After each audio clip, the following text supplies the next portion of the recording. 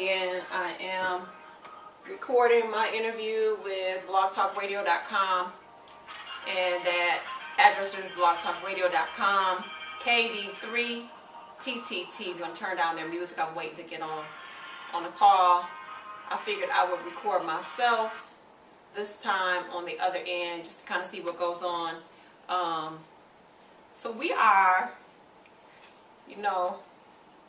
right here in my apartment, checking out what pieces I'm going to do. It's February. Love is the theme of the month. It's Black History Month. And I was just thinking about something a little radical, maybe some politics, something like that. Or maybe I was kind of gearing towards the love thing. But hey, why don't we do both? Because some of the radicals in the politics also spoke on love, Martin Luther King. So I'll probably do my Martin Luther King Jr. piece for Black History Month, since this is February, and then I'll do a love piece. My love pieces aren't always a traditional lovey-dovey and all that kind of stuff. I talk about the real deal, like what love does not look like. So sometimes our experiences, although they sound negative, leads us to see what really should be. So I'm going to probably do my piece. He says, she says. And then Martin Luther King reality piece. So that's what it's looking like right now.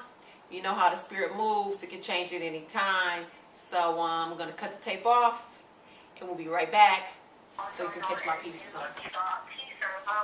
How are you? I'm good. Thank you so much for the long suffering and finally getting me on the show, and our schedules meeting up and everything working out. So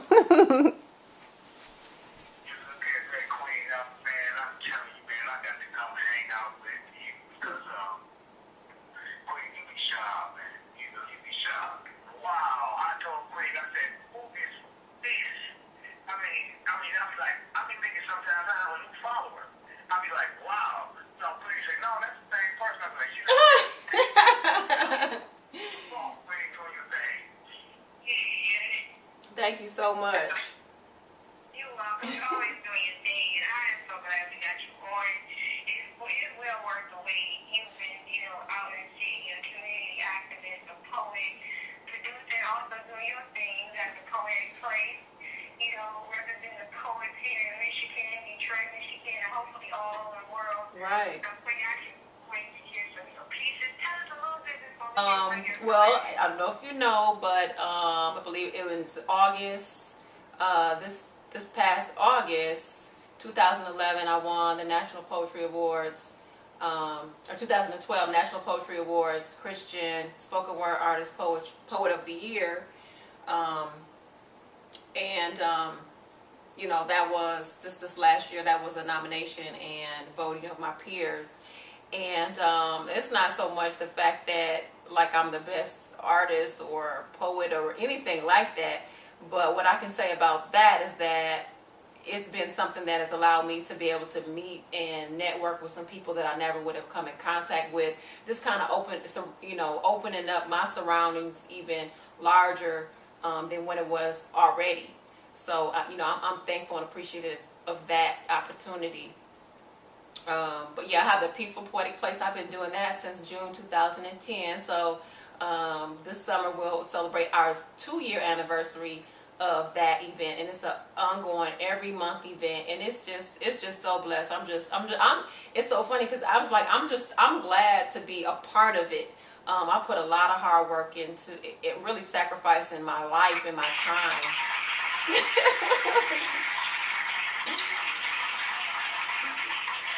Truly, truly, truly, it's been a labor of love. And so and it still is. It's funny because like every month, like, okay, I feel like I want to quit, but it's just a little phase you go through when you feel tired for a minute, then you get your energy back up. Somebody comes, has their hand out to help you, or encourage you like you all are doing for me. So I appreciate that so much. And I'm just having opportunities come to me just to be hired to do different events and things like that. But even more so, bigger than that, being able to minister to other women, to young ladies, and just reaching out to help people on a level of, on the spiritual level, not just helping them with the resources, being a social worker since '97. So it's a great place to be in where I'm at right now. So I'm just thankful. You know, man, I was just, I was checking you out. I was saying, any queen that can dress this job, shame. But I got, just tell me a little bit about Neo Soul. And also you were poet, and you're going to cut a piece for us. Tell us about a little bit about Neo Soul. What is that, and what inspired you to begin to motivate yourself to express yourself in that manner?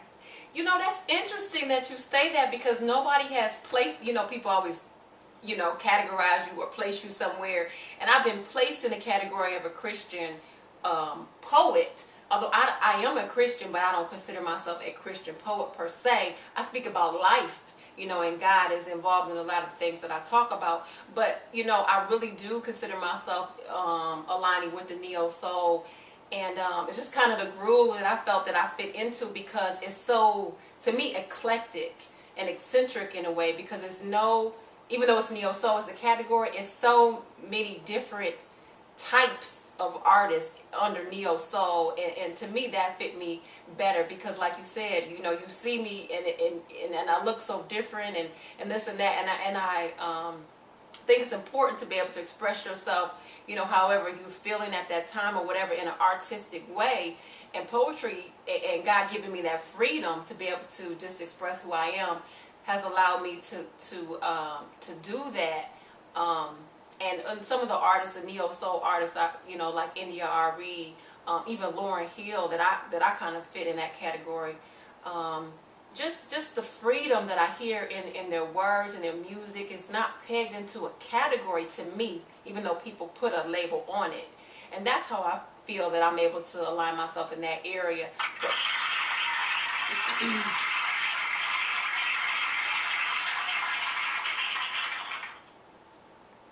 But I think, when people started saying you look like a poet, after I went natural, I stopped. Well, I had been pressing my hair for about 7 years before my son was born, but when I went natural, to my natural texture, and poetry also kind of helped me to be free with that too. It's like, just be who you are, and it's okay, regardless of what people expect you to be. Being able to express myself in words allowed me to express myself more freely in my dress and just creatively overall. So it's an awesome transformation to me of finding myself through poetry and all the things that came with it.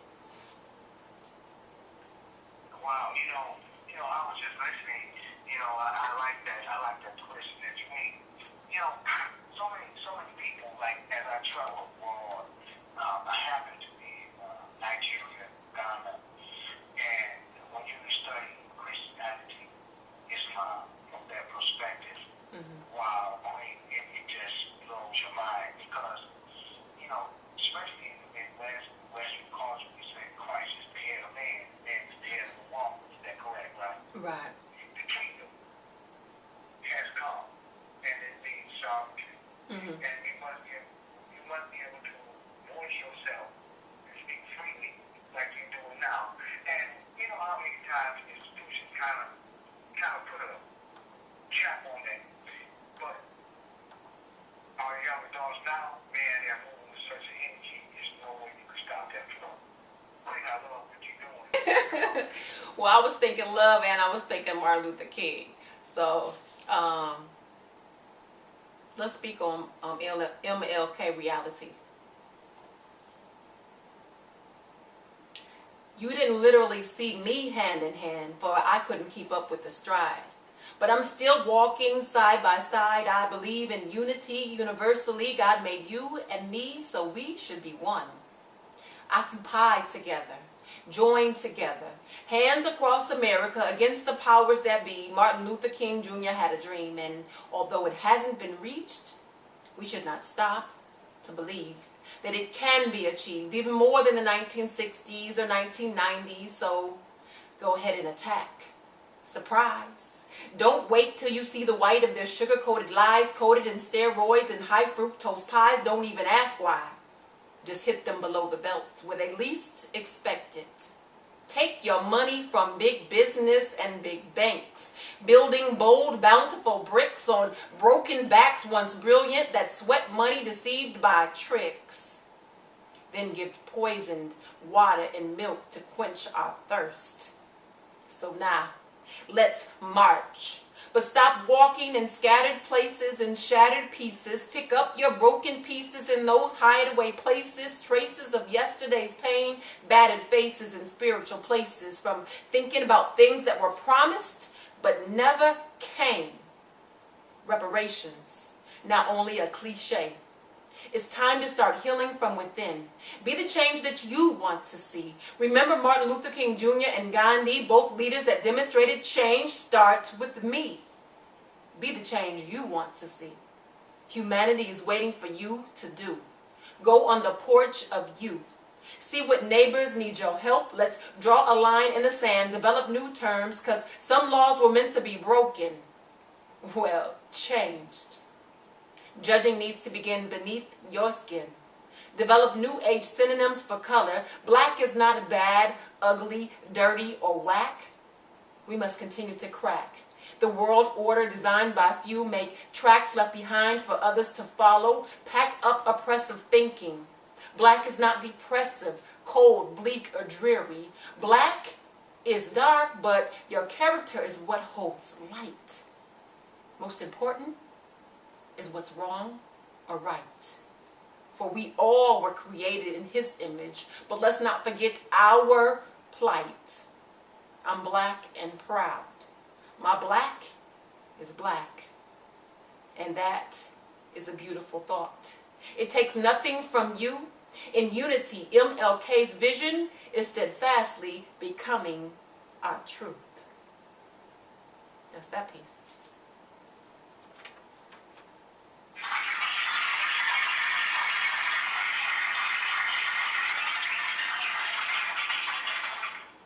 That's that piece. I forgot I was on camera.